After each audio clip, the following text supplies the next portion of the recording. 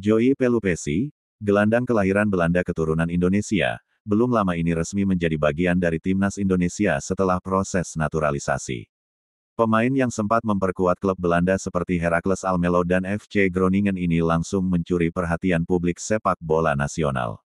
Namun, yang tak kalah menarik adalah kedekatan Joey dengan pelatih anyar timnas Indonesia, Patrick Kluivert. Dalam wawancara terbaru yang dirilis di kanal YouTube The Highway, Joey akhirnya buka suara dan berbicara jujur mengenai hubungannya dengan Kluivert. Dia selalu memperlakukanku dengan baik.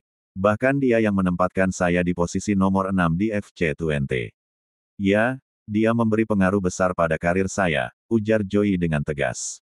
Joey Pelupesi mengakui bahwa Kluivert bukan hanya berperan sebagai pelatih, tetapi juga sebagai mentor yang membimbingnya sejak masa muda. Meskipun jarang berkomunikasi secara rutin, hubungan mereka tetap terjaga dengan baik. Dia membicarakan hal ini. Anda dapat melihatnya kembali, jadi itu bagus darinya, ujar Joey, merujuk pada konferensi pers yang dimaksud. Menurutnya, Patrick Kluivert adalah figur yang konsisten, baik dalam hal profesionalisme maupun dalam hubungan personal dengan para pemainnya. Bagi saya sebagai pribadi, dia 100% sama. Anda tahu, dia seperti selalu rendah hati, tutur Joey Pelupesi. Dia selalu dekat dengan para pemain, pria baik. Dan dia seorang pelatih besar, tentu saja, ungkapnya. Menurutku sebagai pribadi, dia tidak pernah berubah. Dia sangat rendah hati, dia sangat bagus sebagai grup, dia baik.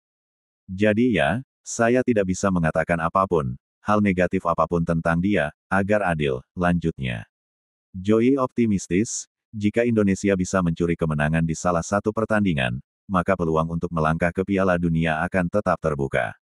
Main di kualifikasi Piala Dunia itu sangat luar biasa, kata Joey. Pada bulan Juni, kami akan jumpa China dan Jepang. Memenangkan satu laga maka peluang ke Piala Dunia bakal terbuka. Mimpi itu akan tetap hidup, kami pasti berusaha, pungkasnya.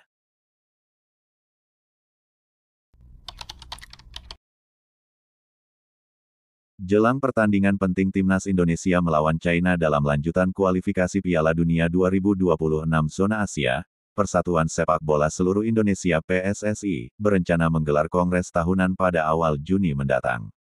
Sekretaris Jenderal PSSI, Yunus Nusi, menyampaikan bahwa kongres akan berlangsung pada tanggal 4 Juni di Jakarta, disusul laga timnas sehari setelahnya, dan perayaan Idul Adha pada tanggal 6 Juni. Lokasi kongres akan diinformasikan lebih lanjut. Peserta kongres masih sama seperti sebelumnya. Beberapa agenda akan dibahas, semuanya sifatnya normatif. Tidak ada yang luar biasa, ujar Yunus kepada awak media, Senin tanggal 29 April tahun 2025. Yunus mengungkapkan ada kemungkinan penyampaian perubahan dalam statuta organisasi, yang saat ini masih dalam tahap sosialisasi kepada anggota kongres. Ia menambahkan, salah satu potensi perubahan terkait dengan kewenangan Asosiasi Provinsi Asprof PSSI, serta upaya peningkatan kinerja Komite Eksekutif Exco PSSI. Ada beberapa hal yang menyangkut peningkatan kinerja Exco, termasuk perubahan anggota, khususnya terkait voters seiring adanya promosi dan degradasi, katanya. Menurut Yunus, revisi statuta tersebut bertujuan memperkuat peran Komite Eksekutif dalam menghadapi tantangan sepak bola nasional yang semakin berkembang. Ketua Umum PSSI, Erick Thohir, ingin agar Exco meningkatkan kinerja, menyesuaikan dengan tuntutan sepak bola Indonesia yang kini sudah lebih baik dibandingkan sebelumnya, tuturnya. Sebagai informasi, Kongres PSSI biasanya diikuti oleh 87 perwakilan, terdiri dari 34 Asprof, 18 klub Liga 1, 16 klub Liga 2, 16 klub Liga 3, serta 3 asosiasi, yakni Federasi Futsal Indonesia FFI, Asosiasi Sepak Bola Wanita Indonesia ASBWI, dan Asosiasi Pelatih Sepak Bola Seluruh Indonesia APSSI.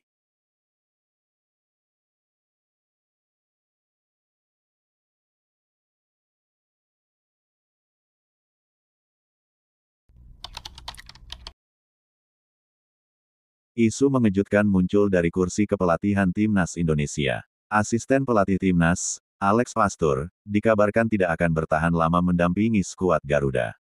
Rumor ini mencuat setelah muncul kembali pernyataan lama sang pelatih asal Belanda yang menyiratkan bahwa dirinya hanya ingin menjalani karir jangka pendek setelah dilepas oleh Almere City pada Juni tahun 2024 lalu. Pastur, yang kini menjadi tangan kanan pelatih kepala Patrick Kluivert, sempat membuat pernyataan yang cukup gamblang mengenai masa depannya di dunia sepak bola. Dalam sebuah wawancara dengan media Belanda, NOS, ia mengatakan bahwa dirinya tak berencana untuk melatih lebih dari 1 tahun di suatu tempat.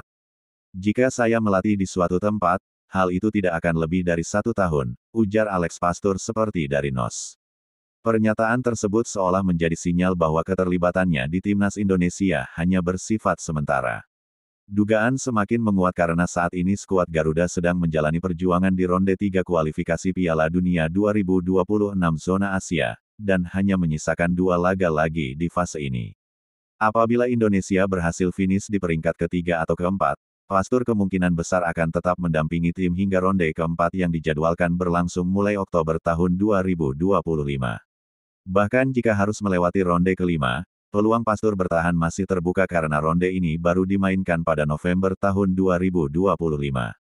Namun, jika skenario terburuk terjadi dan Indonesia gagal melangkah lebih jauh, maka sangat besar kemungkinan Pastur akan memilih hengkang. Menariknya, Pastur juga pernah menyampaikan keinginannya untuk menjajal dunia di luar sepak bola. Ia mengaku ingin memberi ruang untuk dirinya sendiri dan mengeksplorasi hal-hal baru.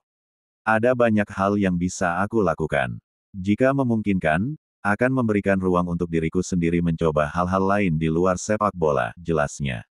Kini, spekulasi mengenai masa depan Pastur di timnas Indonesia pun semakin menguat. Apakah benar ia akan mundur setelah masa baktinya usai? Ataukah prestasi skuad Garuda justru akan membuatnya bertahan lebih lama?